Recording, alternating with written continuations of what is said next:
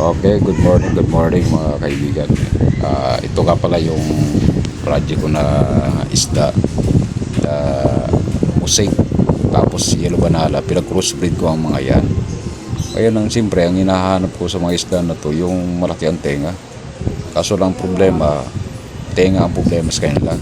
Ngayon ito yung tiger muley na bansot at mayroong kasamang pikiling yan.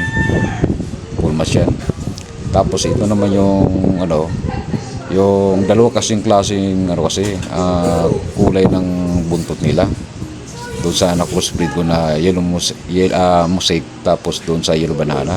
Kaya pinagbukod ko sila. Ngayon ito naman yung mga fry na ito. Ito yung mga fry ng mga gold dash na muli. Yan palaki ko na sila. Ngayon may mga tatlong kasamang PKBM yan, mga fry. Yan malaki na rin sila. Yan. Okay, at saka ino-obserbahan ko yung paglaki nila. Ngayon, ito naman yung yung mga setup ko rito. Yun, mayroong nag-drop ang PKBM ko galing kay Sir Lex. Diyan ko nilagay. Ito yung mga setup. Ito yun, nagilis ko na lahat ng mga tab nito. Puro mga halos mga fry lahat yan.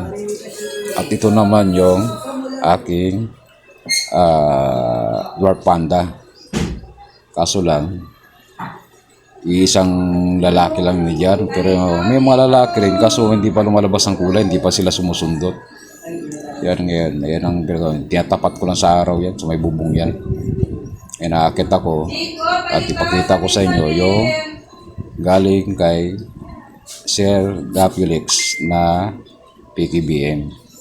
At ito nga pala guys, yung mga pulmas ni Sir itong mga PKBM na breeder ito, dapat dadalhin ko ng Mindoro, kaso lang pinabalik sa akin nung anak na ni Denden, kasi gawa ng wala mapaglagyan at bugbog si rin sa to, pero nag-drop na to 13 piraso, pero solid pulmas yan. At ito naman yung binigay sa akin ni Sir Lek na long body ng PKBM. Isang pares lang, pero ibinagmukod ko sila. Bayar ko si halo doon sa balon. Baka mamaya sabi ni Sir Lex, bawal daw ihalo yan kasi baka At ito naman yung mga crossbreed ko na mosaic tsaka yellow banana. Dito nagsimula sila. Dito ko tinambak bago sila inilagay doon sa aquarium. At ito naman yung nabili kong aquarium, kaso lang butas. At ito nga guys ang mga isda ko. Simple lang ang aking setup dito sa loob at sa labas ng aking bahay. Ito lang. At hindi ay libangan lang. Wala pa naman tayong backyard eh. Yan, nakikita nyo yun guys. Yan. Kulang na lang, tenga na lang kulang sa mga ito. Ganda nga ng kulay eh.